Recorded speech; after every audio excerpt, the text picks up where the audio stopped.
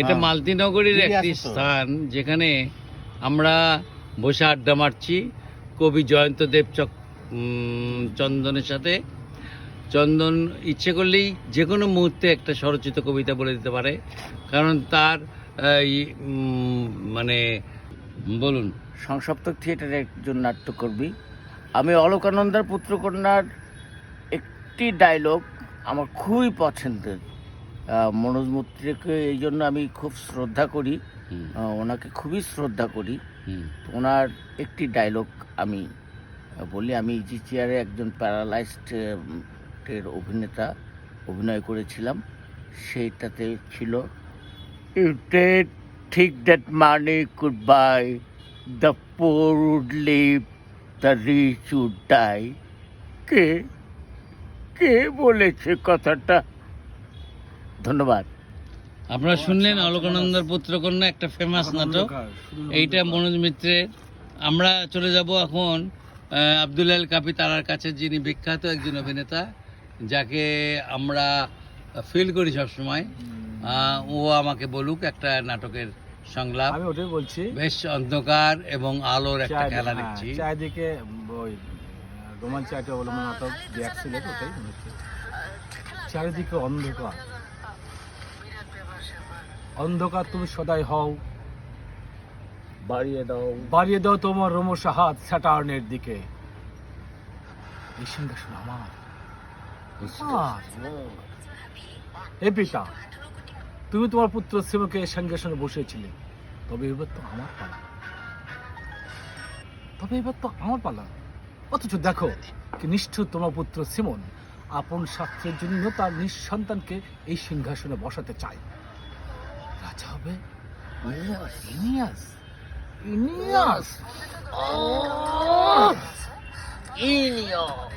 ধন্যবাদ। আপনারা শুনলেন দি এক্সেল নাটকের সামান্য একটু কথা। আমার কাছে নাটকটা অত্যন্ত ভালো লেগেছিল, কারণ নাটকের ওই চরিত্রে আব্দুল আল কাপিকে তারাকে মনে হচ্ছিল যেন আমি একদম জীবন্ত একটা চরিত্র মনে হচ্ছিল। তো আমরা একটু শুনতে যাচ্ছিলাম আরেকটু কথা জয়ন্তদেবের কাছ থেকে। জয়ন্তদেব কিন্তু সত্যিকার অর্থে একজন বিখ্যাত কবি। আমি তার মানে কবিতার ভক্ত, এবং আপনারা জানেন যে জয়ন্তদেবের অনেক কবিতায় আমি আবৃত্তি করেছি, এবং এটা আবৃত্তি করার পিছনে অনেক কারণ আছে। যে আমি যদিও ভালো আবৃত্তিকার নই, কিন্তু জয়ন্ত কবি হিসেবে অত্যন্ত উঁচু মাপের কবি, যাকে আমি আমার জীবনে 32 বছর আগে তার 2 লাইনে একটা কবিতার প্রেমে পড়ে আমি তাকে বলেছিলাম, একদিন তুই বিখ্যাত কবি হবি। তাই হয়েছে সে। বলুন দেখি আপনার সামান্য ফিলিংস থেকে একটা কবিতার বিষয়।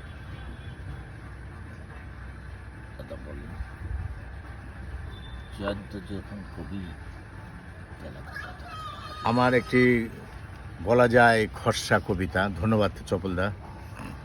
চলে যাচ্ছি। নবাব বাড়ি গুড়িয়ে দিয়েছে, 100 বছরের পুরানো লাল আদালত ভবন আজ পর্বত সম অট্টালিকা। যে নদী নারকেল বোঝাই নৌকায় সওদা করত ফতেয়ালি তীরে, সেখানে আজ কিছুই নেই। শহর জুড়ে ধ্বনি বাজছে শূন্যের। এই নগরের এক ছন্দময় মানবীর সুরে বাকি জীবন চলে যাবে ভেবে, তার পাশে নতুন শাড়ির মতো জড়িয়ে রাখি মন। অথচ তার নিরুত্তাপ উদাসীনতা আর মেধাবী নিরুত্তর এই নগরের সোনালী সৌন্দর্য হারিয়েছে। অবকাঠামোর ভাঙচুর আর তোমার উদাসীনতা এই ধূলি মুখরিত শহরে অন্তর পোড়া ছাই নিয়ে চলে যাচ্ছি। অবহেলিত হলে কবিতা বাঁচে, কবি নয়। ধন্যবাদ।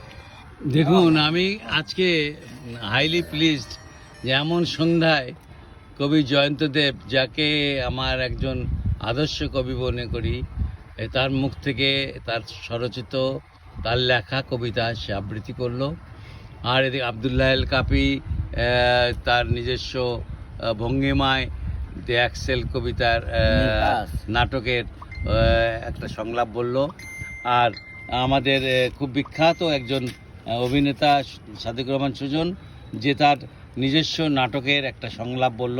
আমরা চলে যাব আরেকজনের কাছে, যাকে আমরা অত্যন্ত বিখ্যাত, বগুড়ায় যদি একজন বিখ্যাত অভিনেত্রী থাকে তার মধ্যে একজন নিভা সরকার। তার সাথে কথা বলবো। আসলে নিভা সরকার কি বলবেন, কি জানাবেন, নিভা সরকারের নাটকের সংলাপ উনি নিজেই বলবেন। আকাশে চাঁদের যে আপনারা দেখতে পাচ্ছেন যে পূর্ণিমার আকাশ, সেখানে কিন্তু পূর্ণিমার আকাশে কিন্তু মেঘ একটু ঢেকে রাখছে। পূর্ণিমার আকাশে নিভারানি পূর্ণিমা, আমি তাকে পূর্ণিমার সাথে তুলনা করতে চাই যে যেহেতু সে অনেক অনেক ভালো নাটক করে। তার নাটকের সংলাপগুলো আমার পরিষ্কার মনে থাকে সবসময়, কারণ আমি দেখেছি তার অনেকগুলো নাটক। দেখি আপনি যে কোনো নাটকের একটা সংলাপ বলে যান। না এক্সেল নাটক না, এই যে ভাগীরথী ভাগ্যরথের। হ্যাঁ, যে কোনো একটা। 2 লাইনে একটা 3 লাইনে। স্যার, এই সে মাইয়ে মানুষ লইয়া লন, মেজ সাহেব ভেজায় খুশি হইবেন। হিন্দু মাইয়া, বহুত টেস্ট আছে।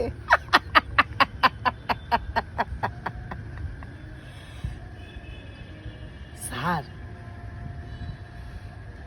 লইয়া যান। ভুলে গেছি সংলাপ, ভুলে গেছি। সংলাপ ভুলে যাওয়াটা কিন্তু প্রত্যেকটা অভিনেতারই একটা মানে বড় ধরনের দোষ বলতে পারেন, গুণও বলতে পারেন।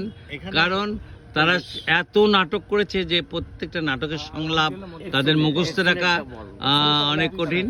আমরা চলে যাব এক্সেল নাটকের একটা, যদি নিভা রানী পূর্ণিমা বলতে পারে তবে অনেক ভালো লাগবে। কোন ওই যে হাসি আছে যে, একটু রাজা হবে স্যাটার্ন।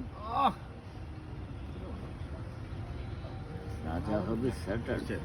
তুমি তো জানো, মনে পড়ছে। তুমি তো জানো কি রাজা হবে স্যাটার্ন। সময়টা কি ভুলে গেছি। 2020 সালে তো 2020 সালের 17 সালে। 17 সালের না তো, এখন মনে থাকে।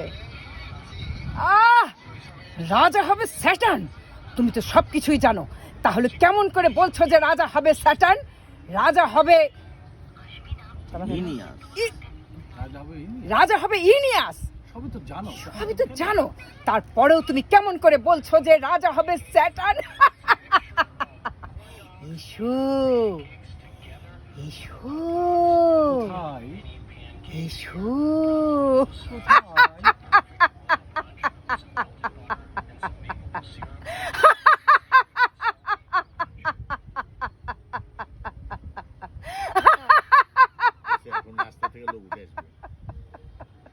একটা পূর্ণিমার চাঁদ যখন আলো দিয়ে আমাদেরকে আলোকিত করছে, যদিও পূর্ণিমার চাঁদের কোনো আলো নেই, সূর্যের আলোয় আমরা আলোকিত হচ্ছি। তারপরও আপনার নিভা সরকার পূর্ণিমা, সে নিজেই পূর্ণিমা, সে পূর্ণিমার মতন হেসে আমাদেরকে সংলাপ শুনিয়ে গেল। সবার জন্য ভালো, আমি অনেক শুভকামনা করছি। যদিও আমি নাট্যকর্মী, কিন্তু আমার নাটকের সংলাপ মুখস্থ থাকে না, কারণ আমি নিজে বিভিন্ন সময় অনেক নাটক করলেও নাটকের সংলাপগুলো আমাকে ফাঁকি দিয়ে চলে গেছে।